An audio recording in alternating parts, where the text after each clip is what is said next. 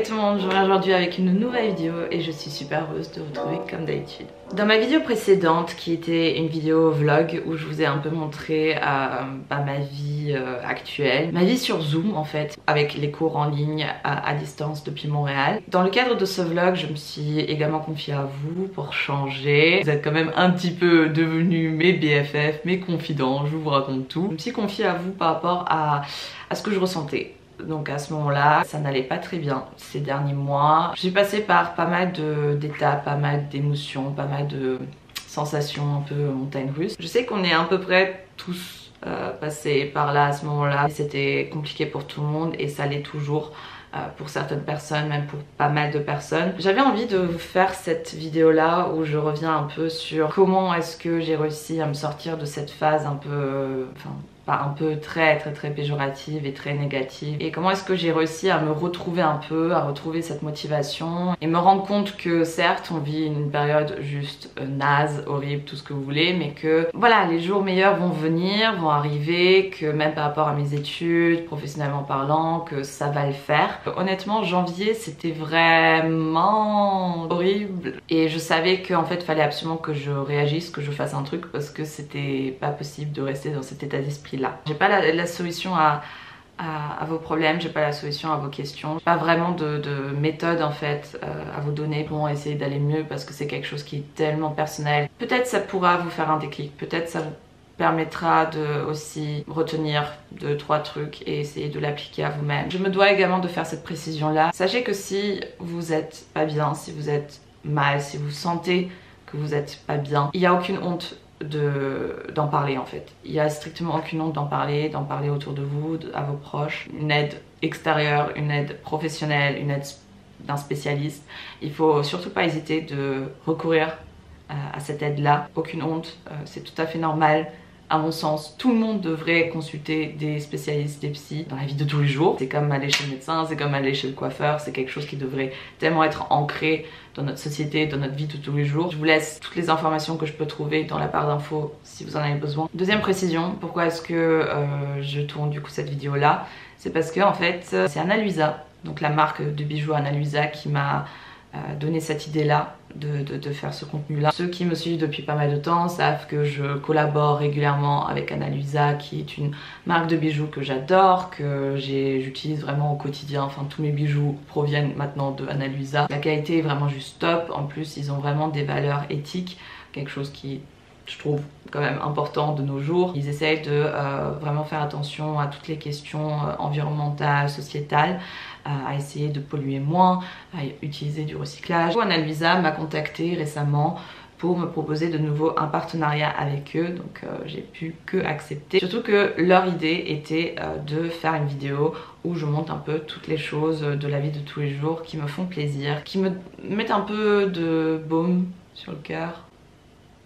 Je suis nulle avec les expressions françaises, c'est vraiment pas mon truc, je suis désolée. Des choses en fait de la vie de tous les jours qui me font tout simplement plaisir et qui m'aident en fait à être bien, à aller mieux. Et c'est aussi ça que je vais du coup aborder dans ce début de vidéo, tout simplement comment est-ce que j'ai réussi à passer de janvier à maintenant. En janvier où j'étais vraiment dans un état juste catastrophique, lamentable, où j'étais là, c'est la fin du monde, c'est fini, il n'y a plus aucun espoir pour personne, à mon état d'esprit aujourd'hui qui est un peu revenu à la normale, que je suis dans un meilleur état d'esprit. Je remercie Ana Luisa de nouveau pour cette proposition de partenariat. Ils m'ont envoyé du coup 3 bijoux que j'ai pu choisir, 3 boucles d'oreilles, je suis fan de boucles d'oreilles, vous le savez. Donc j'ai reçu tout d'abord des petites créoles que je porte déjà sur mes oreilles, que j'aime énormément. Je vous laisse forcément toutes les références et les prix sur l'écran. Et la dernière paire, c'est une paire un petit peu plus minimaliste, qui peut être super sympa si vous avez plusieurs trous dans vos oreilles, de les mettre un peu plus loin. Le rapport qualité-prix pour ma part a toujours été présent et je ne le dis absolument pas parce que je travaille avec eux. De nouveau, je travaille pas avec n'importe quelle marque à chaque fois et Ana Luisa, ça fait déjà plusieurs mois en fait que je travaille avec eux. Je peux que être satisfaite. Si ça vous intéresse, si vous voulez faire plaisir à vos proches, à vous-même aussi, parce qu'il faut pas oublier, on est quand même dans un contenu qui est très voilà, self-love, et se retrouver, c'est important aussi que vous fassiez plaisir de temps à autre et voilà. Donc merci encore une fois Anna-Luisa de m'avoir proposé ce partenariat et également cette idée de vidéo.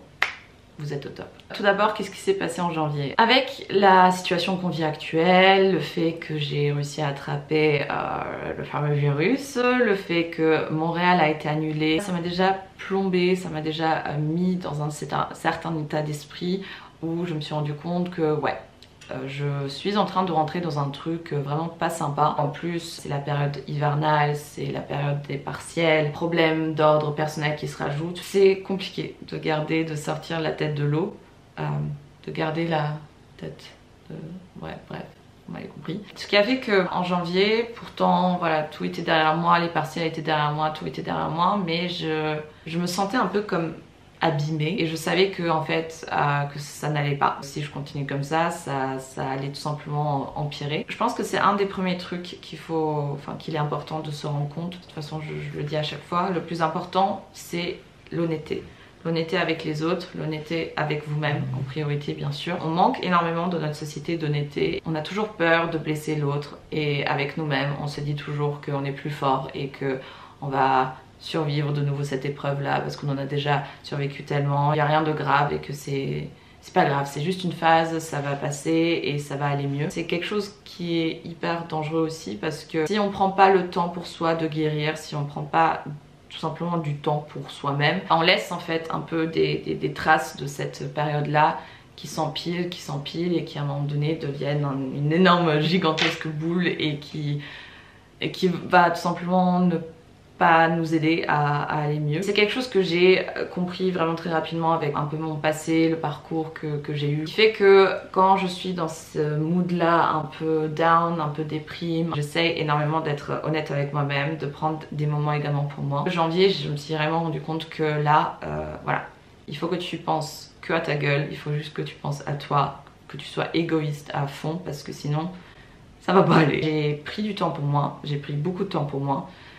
J'ai pris tellement de temps pour moi que c'est que à la mi-février où j'ai un peu repris tout ce qui était la fac, les études, la recherche de stage que j'ai tout simplement débuté et c'est hyper tard et je m'en rends compte.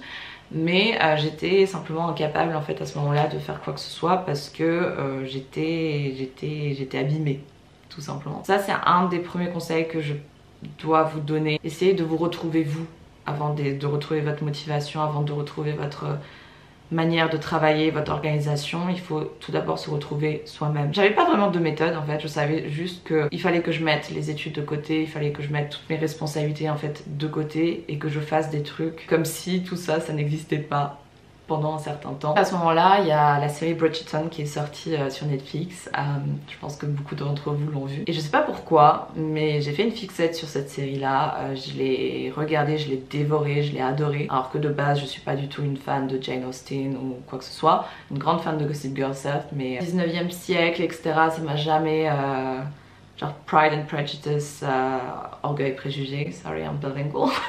Ok, faut que j'arrête parce que sinon en fait je vais recevoir des commentaires genre en mode tu te plantes pour qui en fait. Ça m'a jamais vraiment intéressé plus que ça et là je sais pas, en fait je pense que j'avais simplement besoin de faire une fixette sur quelque chose pendant un certain temps. C'est tombé sur Bridgerton. J'ai dévoré la série, j'ai dévoré les livres après, je lisais tous les jours, tous les soirs. J'étais contente parce que du coup j'ai repris un peu la lecture, j'ai repris quelque chose que j'aimais énormément quand j'étais petite. Mais je me suis également rendu très vite compte que en fait je rentrais de nouveau dans un truc un peu toxique parce que du coup je faisais que ça, je faisais que lire jour et nuit et c'est pas une vie non plus. J'ai dû également me donner quelques claques et me dire écoute là il faut que t'arrêtes. Un autre truc qui était une décision très importante pour moi et qui m'a permis justement d'aller mieux et de retrouver un peu cette motivation que j'avais perdue, c'était quitter mes parents. Quitter le domicile de mes parents, retourner dans mon logement étudiant. J'adore mes parents, j'adore ma famille, mais c'est vrai que je tournais en rond chez moi. Je retournais en rond tout simplement parce que déjà ils vivent à la campagne, mais également parce que j'ai 23 ans, bientôt 24, et que j'ai déjà goûté à cette indépendance, à cette autonomie là. Et à la maison, voilà, c'est pas forcément ce qui est présent. Donc je savais que pour ma santé mentale, pour moi, il était important pour moi que je retourne en fait dans mon logement étudiant. Honnêtement, cet appartement, j'en ai pas besoin dans le sens où mes études sont à distance. Je vais pas reprendre des cours à la fac comme certains d'entre vous l'ont fait. Donc en soi, j'ai aucun intérêt de rester à Lyon, j'ai aucun intérêt de rester dans cet appartement. Je savais que pour moi, pour mon bien-être, pour ma santé mentale, c'était important que je garde cet appartement et que j'ai en fait tout simplement cette possibilité d'y retourner, de retrouver un peu, de me retrouver tout simplement. Tout s'est un peu enchaîné, le fait de retrouver un peu de nouveau, de passer du temps un peu avec moi-même, de retrouver mes amis qui sont restés à Lyon, juste de retrouver ma ville de cœur qui est Lyon, à me balader dans les rues. Enfin des trucs vraiment simples en fait, mais qui aujourd'hui sont tellement précieux parce qu'on se rend compte à quel point les petites choses simples de la vie de tous les jours sont importantes et précieuses et nous font également du bien. Et passer un peu des dates avec moi-même, tout simplement. Moi je sais que je suis une personne comme ça, je suis très sociable, j'adore me retrouver avec des personnes, avec des amis, etc. Mais j'ai également besoin de ces moments qui sont très importants pour moi où je suis que avec moi-même. Petit à petit, toutes ces décisions, toutes ces phases par lesquelles je suis passée, ça m'a aidé en fait justement à me retrouver. Une fois que je me suis retrouvée, j'ai réussi du coup à retrouver également ma motivation, à enlever tous les blocages que j'avais, que ce soit mes blocages par rapport aux cours, parce que j'en avais marre des cours sur Zoom, etc. J'en ai toujours un peu marre, mais il n'y a plus cette même haine, colère et frustration derrière. Surtout me débloquer par rapport à la recherche de stage où j'étais complètement bloquée, je ne sais pas ce que j'ai eu. Il faut que je vois vraiment le verre à moitié plein qu'à moitié vide et qu'en fait il faut que je prenne ce semestre-là un peu comme une chance de faire un peu les choses que j'ai envie de faire, prendre du temps pour moi. Mon objectif avant était du coup cette mobilité au Canada, etc. Et j'ai réussi petit à petit à le transposer vers un autre truc qui est du coup faire un stage à Lyon ou à Paris, un stage cool, un stage où je vais apprendre des trucs, un stage où je vais progresser, où je vais découvrir des trucs nouveaux, sortir de ma zone de confort aussi. Et ça c'est très important, c'est depuis quelques semaines j'essaye énormément de sortir de ma zone de confort, je fais des trucs qui ne me ressemblent pas, je fais des trucs que d'habitude je ne fais pas. Parce que tout simplement ça me manque de sortir de ma zone de confort, il me manque de la nouveauté dans ma vie. Un exemple, j'ai contacté une fille par le biais d'Instagram parce que je suis tombée sur ses photos et que j'ai adoré son profil et que j'envisage de faire une vidéo avec elle sur son histoire parce qu'elle a une histoire passionnante. Je lui ai envoyé un petit message comme ça en DM pour tout simplement savoir si elle voulait que on se retrouve pour boire un petit café et apprendre à se connaître et du coup faire potentiellement à l'avenir, pourquoi pas, une vidéo ensemble. Ça peut passer, ça peut être chelou en mode genre je connais pas la personne. Mais du coup elle a accepté, on s'est rencontrés, on a bu un café et on s'est trop bien entendu et je me suis fait une nouvelle copine. Du coup il faut oser de sortir de sa zone de confort, de faire des choses qu'on faisait pas avant, qu'on aurait pu, on veut pas gêner les autres, etc. Parce qu'on est tous dans le même bateau en fait en ce moment. C'est-à-dire qu'on est tous chez nous, seuls, on voit parfois nos potes, mais nos potes aussi ont leur vie. Et il y a aussi plein de gens qui sont aussi dans cette optique-là de rencontrer de nouvelles personnes, de rencontrer, de tout simplement sympathiser avec de nouvelles têtes. Et pareil, si vous êtes dans des résidences étudiantes, etc., n'hésitez pas à tout simplement aussi parler à vos voisins si vous ne leur avez jamais parlé ou tout simplement mettre un petit message sur le groupe Facebook s'il y en a un pour faire des activités, pour sortir, pour faire quoi que ce soit. C'est important de ne pas rester isolé. Et pourquoi j'ai dit tout ça du coup ? Je ne sais pas. Mais oui, du coup, sortir de ma zone de confort, très important. L'expérience de stage, clairement, ça sera, mais waouh, sortir de ma zone de confort de ouf. Ça me fait un peu peur, mais en même temps, j'ai tellement hâte. Et je suis toujours en recherche de stage, j'ai toujours pas trouvé. Je suis de nouveau passée un peu par pas mal d'émotions, etc. qui a fait que, voilà, la motivation, etc. Quoique non, qu'est-ce que je raconte ? Je gère de ouf en vrai. Je gère de ouf. Là ces derniers temps on avait beaucoup de choses à faire par rapport à la fac et je suis contente en fait d'avoir réussi à retrouver un peu ma motivation avant tous ces trucs là. Hey, donc c'est Cricri du présent qui vous parle là. Actuellement je suis en train de faire le montage et je voulais rajouter cette petite partie maintenant ici, l'intégrer. Je m'excuse de ma voix, je sais, voix cassée, très sexy et tout, mais Je suis en train de tomber malade, j'ai fait un petit test, c'est négatif, donc je ne sais absolument pas ce que c'est, si c'est un nouveau variant ou que sais-je. J'ai filmé cette vidéo il y a plusieurs jours maintenant.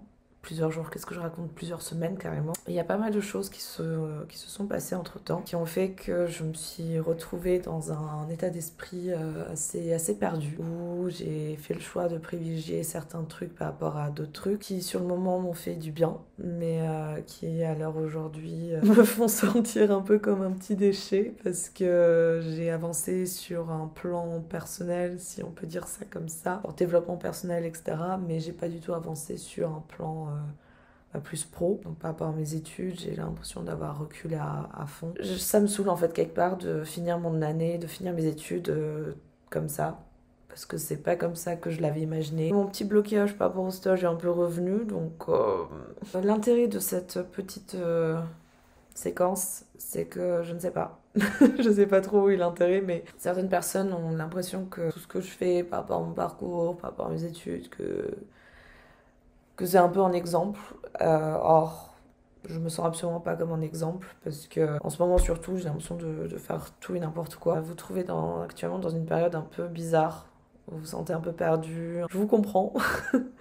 Parce que je suis exactement pareil là actuellement. C'est vrai que le fait de faire le montage de cette vidéo m'a fait du bien. Je me suis re-entendue en fait dire des trucs que j'avais un peu oubliés. Et c'est aussi ça la beauté de faire des vidéos sur YouTube, c'est que tu peux te donner tes conseils à toi-même pour l'avenir. Et tout simplement quand tu regardes des vidéos, t'es un peu remotivé après par toi-même. Bref, donc je voulais juste rajouter cette petite séquence pour vous dire que dans la vidéo, tout ce que j'ai dit, j'y croyais et j'étais vraiment dans un état d'esprit très bien. Et que, en fait, quelques semaines ont passé et que, je suis toujours perdue. Et j'essaie toujours de retrouver un peu un sens à tout ça. Mais tout va bien, je vous assure. Genre, ça va aller. Bref, voilà. Donc, je vous laisse regarder la suite de cette vidéo. En fait, c'est vous et vous seul qui avez un peu la clé pour retrouver votre motivation. C'est normal de se poser des questions, d'avoir peur que à cause de les 2 dernières années qu'on a vécues, que ça va vous handicaper. C'est normal d'avoir toutes ces inquiétudes-là et toutes ces peurs-là, mais il faut pas que ça vous bouffe. Et faire des pauses, juste des coupures. Ça peut être une journée, ça peut être une semaine, ça peut être comme moi, un mois. Même si, bien sûr, le mieux c'est que ce soit pas aussi longtemps. Mais si vous en avez besoin, juste faites-le. Vous pouvez pas faire quoi que ce soit dans votre vie, votre cerveau peut pas fonctionner correctement si ça va pas là. Parce qu'en fait, c'est comme quand vous faites mal à la jambe, vous allez chez le docteur, vous allez chez le médecin, il vous prescrit un truc, et après, repos, il faut le respecter parce que vous voulez retrouver votre jambe. C'est pareil, au niveau de la santé mentale et au niveau de...